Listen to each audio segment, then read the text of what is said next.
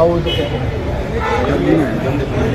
ಏನೋ ಒಂದು ನಾವು ಸುಮಾರು 26 ವರ್ಷಗಳಿಂದ ನೌಕರರ ಸಂಘದಲ್ಲಿ ವಿವಿಧ ಹಂತಗಳಾಗಿ ಪ್ರಾಥಮಿಕ ಸಮಿತಿ, ಸ್ಥಳೀಯ ಸಮಿತಿ, ಕೇಂದ್ರ ಸಮಿತಿ ಎಲ್ಲ ಹಂತದ ಪದಾಧಿಕಾರಿಗಳಾಗಿ ನಮ್ಮ ಸಂಘ ಏನು ನಮ್ಮ ಕೆಲಸ ಕೊಟ್ಟಿದೆ, ನಮ್ಮ ನೌಕರರ ಕುಂದು ಕೊರತೆಗಳು ಏನೇ ಇದ್ದರೂ ಬಗೆಹರಿಸೋಂಥ ಒಂದು ಕೆಲಸ ಕೊಟ್ಟಿದೆ.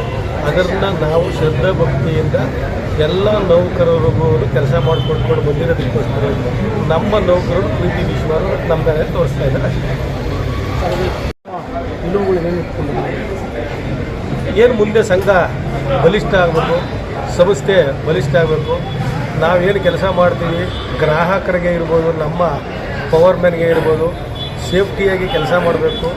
ಸೇಫ್ಟಿ ಬಗ್ಗೆ ತುಂಬ ಏನು ಮುಂದಿನ ದಿನಗಳಲ್ಲಿ ಸೇಫ್ಟಿ ಪ್ರಿಕಾಷನ್ ತಗೊಂಡು ಪಬ್ಲಿಕ್ ಇರ್ಬೋದು, ನಮ್ಮ ನೌಕರರಿರ್ಬೋದು, ಯಾವುದೇ ಒಂದು ಅಹಿತಕರ ಘಟನೆಗಳು ನಡೆದಿದ್ದಂಗೆ ಈ ಒಂದು ಸಂಘ ಮತ್ತು ಸಂಸ್ಥೆಗೆ ಒಳ್ಳೆಯ ಹೆಸರು ತಂದು ಸಂಘದಲ್ಲಿ ಏನು ಸಂಘ ಇದೆ, ಸಂಸ್ಥೆಯಲ್ಲಿ ಕೆಲಸ ಮಾಡೋಂಥ ನೌಕರರಿಗೆ ಕುಂದು ಕೊರತೆಗಳು ಬಗೆಹರಿಸೋದಕ್ಕೆ ಸಂಘನೂ ತುಂಬ ಮುಂದಿನ ದಿನಗಳ ಬಲಿಷ್ಠ ಆಗ್ತದೆ. ನಮ್ಮ ಕೆಳಹಂತದ ನೌಕರರು ನಮ್ಮ ಒಂದು ಕೆಲಸನ ಏನೊಂದು ಸೇಫ್ಟಿಯಾಗಿ ಕೆಲಸ ಮಾಡೋದು ಮತ್ತು ಸೇಫ್ಟಿ ಪ್ರಿಕಾಷನ್ ಮಾಡಿಕೊಂಡು ಅವರ ಪ್ರಾಣಕ್ಕೆ ಕುತ್ತು ಬರಿದ್ದಂಗೆ ಕೆಲಸ ಮಾಡ್ಕೊಂಡೋದ್ರೆ ಒಂದು ನಮ್ಮ ಸಂಸ್ಥೆ ಅಪಘಾತ ರಹಿತ ಸಂಸ್ಥೆ ಆಗ್ತದೆ. ಅವತ್ತು ಪಬ್ಲಿಕ್ ಇರ್ಬೋದು, ನಮ್ಮ ನೌಕರರಿರ್ಬೋದು, ಪ್ರಾಣಾಪಾಯ ಇದ್ದಂಗೆ ನಾವೇನು ಸರ್ವಿಸ್ ಮಾಡ್ತೀವಿ ಅವತ್ತು ಒಂದು ಉತ್ತಮವಾದಂಥ ಕೆಲಸ ಮಾಡ್ದಂಗೆ ಆಗ್ತದೆ. ಆ ಒಂದು ನಿಟ್ಟಿನಲ್ಲಿ ನಮ್ಮ ಕೈಲಾದಂಥ ಕೆಲಸನ ಸಂಘದಲ್ಲಿ ನಾವು ಮಾಡ್ಕೊಡೋದಕ್ಕೆ ನಾವು ಮುಂದಿನ ದಿನಗಳಲ್ಲಿ ಮಾಡ್ತೀವಿ. ಸರ್, ಹೊಸ ಯೋಚನೆ ಬಂದಿದೆ ಅಂದರೆ ಅಧ್ಯಕ್ಷರು ಹೇಳಿದರು. ಹೊಸ ಯೋಚನೆ ಅಧ್ಯಕ್ಷ ಹೇಳ್ಕೊಂಡಿದ್ದರು. ಹೊಸ ವರ್ಷದ ಯೋಜನೆಗಳು ಹೊಸ ವರ್ಷದ ಶಾಂಕ್ಷನ್ ಪೋಸ್ಟ್ ಇರ್ಬೋದು, RMP ರೆಗ್ಯುಲೇಷನ್ಸ್ ಇರ್ಬೋದು. ಯಾಕೆಂದರೆ ಸುಮಾರು ವರ್ಷದಿಂದ RMP ತುಂಬ ಸಮಸ್ಯೆ ಇದೆ ನಮ್ಮಲ್ಲಿ. ಈ ಹೊಸ ಜನ್ರೇಷನ್ ಇವಾಗ ಏನು ಹೊಸ ಎಂಪ್ಲಾಯೀಸು ಅಪಾಯಿಂಟ್ ಆಗಿದ್ದಾರೆ, ಅವರು ಜಾಸ್ತಿ ಜನ ಇದ್ದಾರೆ, ಪ್ರಮೋಷನ್ ಆಪರ್ಚುನಿಟೀಸ್ ಕಮ್ಮಿ ಇದೆ. ಅದಕ್ಕೋಸ್ಕರವಾಗಿ ಒಂದು ಸಂಘ ಒಂದು RMP ರೆಗ್ಯುಲೇಷನ್ ಹೆಚ್ಚು ತಿದ್ದುಪಡಿ ಮಾಡೋದಕ್ಕೋಸ್ಕರವಾಗಿ ನನ್ನ ಸಂಚಾಲಕನಾಗಿ ಆಯ್ಕೆ ಮಾಡಿದೆ.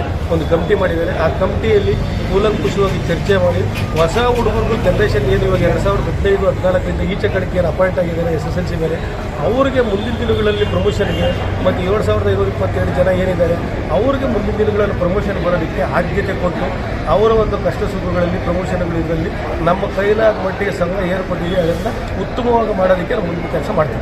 ಸಂಘದ ವತಿಯಿಂದ ಮ್ಯಾನೇಜ್ಮೆಂಟ್ ಲೆವೆಲಲ್ಲಿ ಫಸ್ಟು ಡಿಸ್ಕಸ್ ಮಾಡ್ತೀವಿ, ಸಂಘದಲ್ಲಿ ಫಸ್ಟು ಡಿಸ್ಕಸ್ ಮಾಡ್ತೀವಿ. ಕೆಳ ಹಂತದಲ್ಲಿ ಪ್ರಾಥಮಿಕ ಸಮಿತಿ ಸದಸ್ಯರಿಂದ ಹಿಡಿದು, ಸ್ಥಳೀಯ ಸಮಿತಿ ಸದಸ್ಯರಿಂದ ಹಿಡಿದು, ಕೇಂದ್ರ ಸಮಿತಿ ಸದಸ್ಯರಿಂದ ಹಿಡಿದು ಅವರ ಒಂದು ಏನು RMP ಯಾವ ಥರ ತಿದ್ದುಪಡಿ ಮಾಡಿದ್ರೆ ಕೆಳ ಹಂತದ ನೌಕರರಿಗೆ ಅನುಕೂಲ ಆಗ್ತದೆ ಅಂತ ಅವರ ಹತ್ರ ಒಂದು ರಿಪೋರ್ಟ್ ತಗೊಂಡು ಅದನ್ನು ಸೆಂಟ್ರಲ್ ಕಮಿಟಿಯಲ್ಲಿ ಇಟ್ಟು ಚರ್ಚೆ ಮಾಡಿ, ವರ್ಕಿಂಗ್ ಕಮಿಟಿಯಲ್ಲಿ ಇಟ್ಟು ಚರ್ಚೆ ಮಾಡಿ, ಅದನ್ನು ಆಪ್ತಿನ ಕಾರ್ಡ್ ಒಂದು ಸಲ ಮ್ಯಾನೇಜ್ಮೆಂಟಲ್ಲಿ ಹತ್ರ ಚರ್ಚೆ ಮಾಡಿ ಫೈನಲ್ ಹಂತದಲ್ಲಿ ಒಂದು ಚರ್ಚೆ ಏನು ಬರ್ತದೆ ಅದನ್ನು ಸರ್ಕಾರಕ್ಕೆ ನಾವು ಸಬ್ಮಿಟ್ ಮಾಡ್ತೀವಿ.